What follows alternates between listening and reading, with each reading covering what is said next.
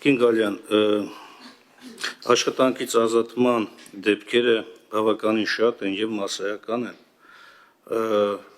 Իմ հարցի էությունը նաև նա էր, որ որպես արտարդատության նախարար արդյոք անհրաժեշտություն չեք գտնում, որ գործադիր իշխանությունը ոչ միայն պետք է զերծ մնա առանձին նաև անձինք մարմիններ նման վարքագիծ դրսևորելուց, այլ նաև շատ նախ շնորհակալ եմ, որ ասեցիք պիտի բարձրաձայնվի, դուք ինքներդ պարբերաբար բարձրաձայնեք նաև սրա մասին, որ չի կարելի քաղաքական հայացքներով պայմանավորված մարդկանց ազատել աշխատանքից, չի կարելի ընդդիմադիրներին բարևելու համար մարդկանց ազատել աշխատանքից, չի կարելի ընդդիմադիր պատգամավոր լինելու հիմքով և վարած մեքենայի հիմքով, որը գրանցված է իր որդու անունով, այդ մարդուն ազատել աշխատանքից։ Այսպիսի բազմաթիվ դեպքեր կան։ Ես ասացիս նաև իմաստը ոչ միայն հրապարակելն է, բարձրաձայնելն է, նաև իրավունքով սահմանափակված լինելու իշխանության, հանրային իշխանության սահմանադրական պարտավորության առարկայական դարձնելն է։ Անշուշտ ասում ենք, որ դիմեք դատարան եւ այլ, բայց նաև վարչական մարմինները պարտավոր են այս իրավունքով սահմանափակված լինելու սահմանադրական սկզբունքը առարկայական գործադրեն։ Պատերազմով սպառնալը, տեսեք, ժողովրդավարական ընտրությունները կարող են իշխանության բերել ցանկացած անձի, այդպես է, թե այդպես չէ, բայց եթե իշխանությունը ասում է, այ դուք եթե ժողովուրդ չընտրեք մեզ, պատերազմ է լինելու, սա ինքնիշխանության նկատմամբ ուղղված ոտնձգություն է, թե ոչ, սա սպառնալիք է, թե ոչ, սա հիբրիդային պատերազմի գործողություն է, թե ոչ, եւ ի վերջո գործադիր իշխանության ղեկավարը ի տարբերություն անգամ ընդդիմադիր ամենաազդեցիկ քաղաքական ուժի ներկայացուցչի ունի կոնկրետ լծակ, հա, եւ եթե դրանից հետո շարունակում ասում է 7 տարվա վարչապետ եմ, ես գիտեմ ինչ եմ ասում, սա ինչ է նշանակում, որ եթե ԿՊ-ն չլինի իշխանության, ապա պատերազմ է լինելու, սա սպառնալիք չէ, սա բռնության կոչ չէ, սա ինքնիշխանության դեմ ուղղված հանցագործություն չէ։ Ես ինչ եմ նաև մի քիչ բանով խոսում, որտեվ ընտրական շրջանում հասկանում եք, կարող են քաղաքական հայտարարություններ լինել, բայց սա քաղաքական հայտարարություն չէ այլևս։ Ինչպես որ քաղաքական հայտարարություն չի անձին հոգեկան տառապանք պատճառելը, երբ որ ասում է դուք փախածներդ փախակ Ղարաբաղից, ինձ էլ մեղադրում եք եւ այլ։ Սրանք բոլորը արտահայտություններ են, որոնք ունեն քրեական օրենսգրքում կոնկրետ հոդվածներ եւ անուններ։ Իմ ասացի նաեւ նպատակը նա է, որ այս բարձրաձայնումներով զսպենք եւ ժողովրդին, հասարակությանը փոխանցենք ոչ թե վախի միջավայր, վախի հնարավոր դրսևորում, այլ նպաստենք, որ ժողովրդավարական ընտրություն տեղի ունենա։ Մյուս հարցը կալանավորվածների եւ դատապարտյալների մասով ես հասկանում եմ, որ դժվար է վիճակագրական տեսակետից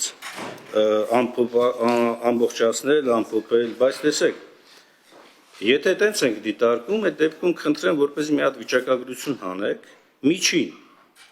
կալանավորվածների թիվը եւ միջին օրական անազատության մեջ գտնվելու տվյալները։ Ընդ որում, այս դեպքում կարող ենք նաև միացնել նաև տնային կալանքներ անազատության մեջ գտնվելու բանով պայմանավորված։ Ես խնդրեմ, եթե հնարավոր,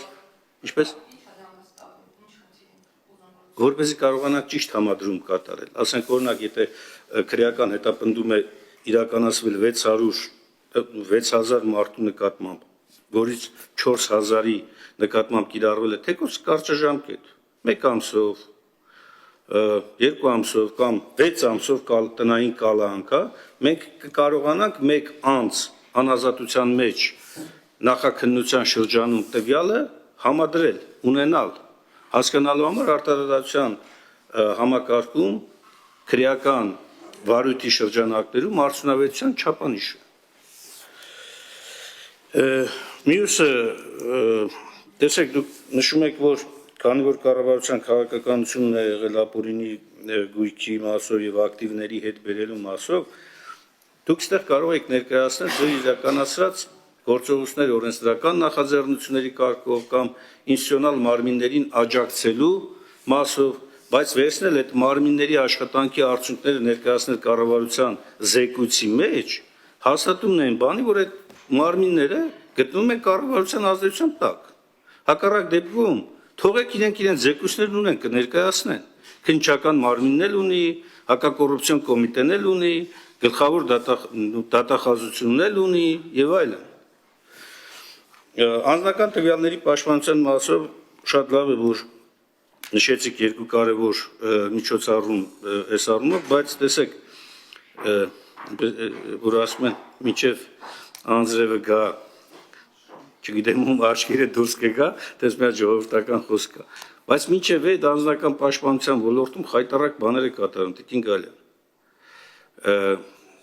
Դուք որպես արտադրության նախարար խնդրում եմ, որպեսզի ձեր համակարգում գործող գործակալությանը մի քիչ ավելի ուժ տաք, հայտնի բառով դուխ տաք, որպեսզի կարողանա այդ բանը պաշտպանի կոնվենցիոնալ իրավունքը, սահմանադրական իրավունքը, օրենսդրությամբ ամրագրված իրավունքը։ Եվ լավ էր չեմ անդրադառնա այն մեկին։ Շնորհակալ եմ։ Խնդրեմ Տիկին Գալյան։ Շնորհակալություն, պարոն Մինասյան։ Այն թե ով կլինի իշխանության որոշում եւ որոշելու է ժողովուրդը եւ Փառք Աստծո այլևս որոշելու է ազատ ու արդար ընտրությունների հիման վրա։ Ու դա այդպես է, որովհետեւ դա այլևս փաստագրված է։ Մենք ունենք ազատ ու արդար ընտրություններ անցկացնելու լավ փորձը եւ գնալու ենք նույն ճանապարհով, չշեղվելով ժողովրդավարական այն սկզբունքներից, որոնք այլևս որդեգրված են եւ անշեղելի։ Հիմա արդյունքում ինչ կլինի կորոշի ժողովուրդը ազատ ու արդար ընտրությունների միջոցով։ Դուք ասում եք վարչապետն ասել է, որ մեզ չընտրեք պատերազմ կլինի։ Չէ, ինչի նույն ձևաչափով չենք խոսում, թե ինչ է ասում, օրինակ ընդդիմությունը։ Ինչ բառապաշարով է խոսում ընդդիմությունը։ Ես չեմ մեջ բերի խոսքեր, ես կասեմ, որ վարչապետն ասել է հետեւյալը, որ Քոչարյանի, Կարապետյանի եւ Ծառուկյանի ղեկավարած ուժերը որդեգրել են Հայաստանի եւ Ադրբեջանի միջև հաստատված խաղաղությունը վերանայելու քաղաքականություն, սա նշանակում է, որ նրանք գնում են պատերազմի դուռը բացելու ճանապարհով, եւ սա քաղաքական գնահատական է։ Ես կրկնում եմ, ես չեմ ուզում հիմա ասել ու չեմ էլ հիշի, թե ինչ բառամթերքով եւ ինչ խոսույթով են հանդես գալիս ընդդիմադիր քաղաքական ուժերը, բայց դուք օրինակ ինձ ասեցիք, որ ավելի ուշադիր լինենք, ավելի շատ հրապարակենք, թե ինչեր չի կարելի խախտել, ինչպիսի իրավունքներ։ Ես էլ ձեզ առաջարկում եմ, եկեք մենք համատեղ հանդես գանք, օրինակ շարք սկսենք ես եւ դուք ու մեր քաղաքացիներին եւ քաղաքական ուժերին ասենք, թե ինչ չի կարելի անել։ Այո, օրինակ չի կարելի խախտել իրավահավասարության սկզբունքը, ատելության խոսք չի կարելի, խտրականությունը մեր երկրում արգելված է։ Օրինակ դուք ասեք, որ քաղաքացիներին չի կարելի աշխատանքից ազատել պայմանավորված օրինակ քաղաքական հայացքներով, ես էլ ասեմ պաշտոնատար անձանց չի կարելի թիրախավորել պաշտոնատար անձ լինելու հանգամանքով պայմանավորված եւ ատելության խոսքը չպետք է տեղ ունենա մեր երկրում։ Լիովին, այո, չէ, բոլորին պատրաստ եմ միանալ, բոլոր այն նախաձեռնություններին ինքս էլ պատրաստ եմ նախաձեռնել, որոնք միտված են եւ մեր քաղաքացիների իրավագիտակցության բարձրացմանը եւ նաեւ քաղաքական դաշտում գործունեություն ծավալող մարդկանց հիշեցնելուն, թե ինչ կարող են անել եւ ինչ չեն կարող անել։ Հաջորդ ձեր արձագանքը կապված դատապարտյալների կամ կալանավորների քանակի հետ ես խոստանում եմ տրամադրել վիճակագրական տվյալներ բոլոր խաբամամիջոցների վերաբերյալ եւ դուք կտեսնեք, որ ազատություն զրկելու հետ չկապված խաբամամիջոցները ծավալային քանակով ավելին են, քան կապված միջոցները ազատություն զրկելու հետ ու շատ լավ ձեր ասած վարժություններ կանենք, ուղղակի ուզում եմ շեշտադրել մի հանգամանք, որ մեր քաղաքականությունը շարժվում է այն ուղղությամբ, որ մենք հնարավորինս պետք է կրճատենք անազատության հետ կապված խաբամամիջոցները, զարգացնելով այլընտրանքային խաբամամիջոցները եւ վիճակագրական տվյալները գոնե թե այս պահի դրությամբ հենց դրա մասին են վկայում։ Եվ զուգահեռ պետք է արագացնենք դատական process-ները, ես խոսեցի արդեն ողջամիտ ժամկետների սահմանման պահանջների մասին, որպեսզի երկար չտևի այն անձանց կալանքի մեջ գտնվելը, որոնք միջդատական վարույթի ընթացքում գտնվում են անազատության մեջ։ Եվ մենք այդ բոլոր խնդիրները իրականում գույքագրել ենք։ Ու բոլոր նախաձեռնությունները վստահաբար միտված են դրան։ Անձնական տվյալների պաշտպանության հետ կապված ուժեղացրել ենք, դուխ ենք տվել, ավելին կադրային փոփոխություններ են նախատեսվում եւ մինչեւ նոր մարմնի ստեղծումը կարծում եմ, որ այս ոլորտում դրական իմաստով շարժ կտեսնենք, այսինքն ինստիտուտի գործելու տեսանկյունից շատ ավելի լավ պետք է սկսի ինստիտուտը գործել։ Այսքանը թերևս ուզում եմ այդ միտքը նորից կրկնել, թե ով կլինի իշխանության, կորոշի ժողովուրդը ազատ ու արդար ընտրությունների միջոցով։